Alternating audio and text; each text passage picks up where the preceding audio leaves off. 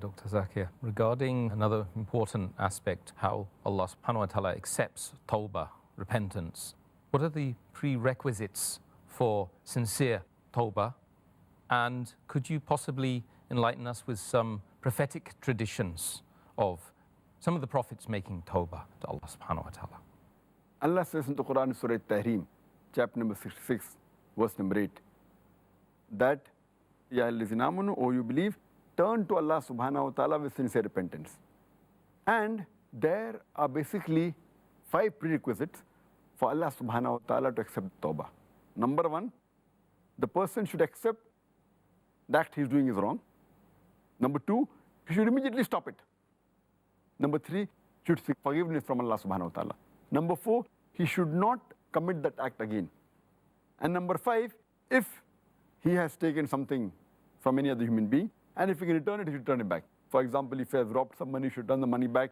If he has taken some wealth, he should give the wealth back. If he can undo the harm, he should do it. And according to Ibn Qayyim, he says that repentance is accepted when the person does not do that evil act again, and it further helps him to do good deeds and prevents him from going back to that act. According to Imam an-Nawawi, he says there are 3 prerequisites for any Tawbah to be accepted. Number 1, he should stop the act what he's doing. Number 2, he should ask for forgiveness. Number 3, he should not do it again. And he says there's a 4th requirement: if he has done some harm to any other human being, then he should undo it if he can. And there are various examples in the hadith which give that how people have asked for forgiveness. It's mentioned in the hadith of Sahih Bukhari, volume number 4, in the book of Stories of the Prophets, hadith number 3470, that there was a person who had committed 99 murders. So he wants to seek repentance. So he asked the people that how can he do it? So they send him to a monk. So monk says that you have killed 99 people. There's no chance of forgiveness. So that person, that murderer, he kills the monk too. And now he has committed 100 murders. So he goes to another person and says that I want to seek repentance. So he says that if you want to seek repentance, go to that land where people are worshipping Allah subhanahu wa ta'ala. And inshallah, you should leave the land in which you have committed the crime and go to that land where people are seeking repentance, and inshallah, Allah will grant you forgiveness. So he immediately goes towards that land. But on his way, death takes place and he dies. And he turns his chest towards that village where people are repenting. Then both the angels of good and the angels of bad, both come and they want to take him. The angels from the heaven say that we will take him because he wants to repent. But the angels from the bad deeds, the hell, they say, no, he has not committed a single good deed. We will take him. So Allah subhanahu wa ta'ala intervenes. And he asks the village where people are repenting that it should come closer to the person who has committed murder. And he commands to the place where he has committed the crime that it should go further away. So when they measure the distance, they find out that the person who committed the murder, he was one span closer to the village where people are repenting. So then Allah subhanahu wa ta'ala grants him Jannah. So this is an example that a person commits 100 murder and he wants to repent. Only the niyyah of repenting and traveling towards that place. And a different version of the same hadith says that while dying, he pushes himself towards and he looks towards the place where he can get forgiveness. So this shows that only the niyyah and the intention to ask for forgiveness, Allah forgives. There is another example in Sahih Muslim, volume number 3, in the book of Hudud, hadith number 4207.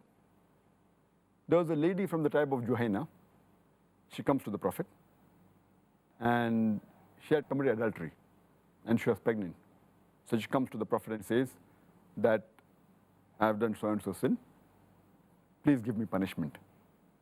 So the Prophet calls her master and says, take care of this woman till she delivers the child. And after that, get her to me. So the master, he takes care of her. And after she gives birth to a child, he gets the woman. Then the Prophet says, because of the adultery, she has to be given the death penalty. And the lady, she has to wrap around herself with her cloth, and the people stone her to death. And after she dies, the Prophet, he prays for her. So Umar, may Allah be pleased with him, says that, "Oh Prophet, you're praying for a woman who has committed adultery?" Then the Prophet replies that the way she has repented, even if you distribute this repentance to 70 people of Medina, it will be sufficient for them to go to Jannah. Who can repent better than the woman who is willing to give her life for the sake of Allah subhanahu wa ta'ala? A similar example is given in Sahih Muslim, volume number 3, in the book of Hudud, hadith number 4205, that Ma'az bin Malik, may Allah be pleased with him, he comes to the Prophet and he says that, "Please purify me." The Prophet says, "Woe to you.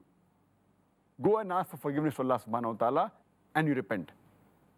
The person, he goes back, again he comes and says that, "O Messenger, please pardon me." He says, "Woe to you. Ask for forgiveness for Allah subhanahu wa ta'ala and you repent." Again the person goes. Again he comes for the third time. "O Messenger of Allah, please purify me." He says, "Go away from here. Ask for repentance. Ask for forgiveness for Allah subhanahu wa ta'ala." Again the fourth time he comes and he says to the Prophet, "Please pardon me."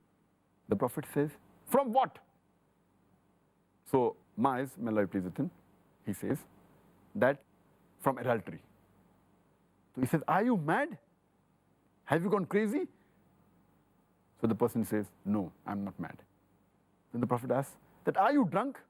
Did you have khamar? Did you have wine?" So the other people get up and they smell his mouth. They said, "No, Prophet." He said, "No khamar." He said, "Did you really commit adultery?" He says, "Yes, I've committed adultery. And I want the punishment for the sin I've committed." So Prophet ﷺ asked the people to stone him. And he was stoned to death. After stoned to death, there's a controversy between the Sahabas. And the two groups of people. One group of people say that he has been undone. That means it's a pity that he will not get maghfirah, undone. The other group says, Allah subhanahu wa ta'ala has accepted Ma'az, may Allah be pleased with him. Allah has accepted his repentance and he shall go to Jannah. This happens for 2 or 3 days. Then the beloved Prophet ﷺ comes and then he tells to the Sahabas that pray for Ma'az ibn Malik because he has repented for his sin. And if you distribute his repentance, even in a large number of people, in a group of people, it will be sufficient. Here it shows that the people, they committed a major sin, but they repented. They were even willing to have themselves killed because both these people knew very well that the punishment for adultery was death, it was going to death. So here it shows that the high level of taqwa they had, the sincere repentance, that they are from Allah subhanahu wa ta'ala and Allah forgives them.